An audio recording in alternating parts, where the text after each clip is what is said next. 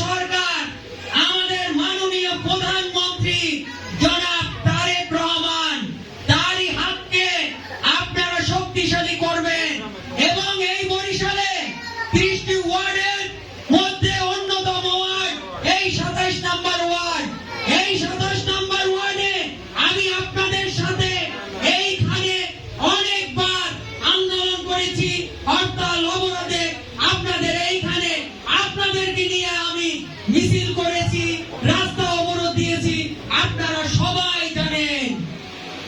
তাই এই ওয়ার্ডের প্রতি আমার আন্তরিকভাবে আমি বলতে চাই, সাংগঠনিকভাবে আপনারা আপনাদের নেতৃত্ব ইনশাআল্লাহ আগামী দিনে পাবেন। আপনারা জানেন এই যে 30টি ওয়ার্ডের কমিটি, আমি কিন্তু সেজন্য আপনাদের সাথে যুদ্ধ করেছি। এই কমিটি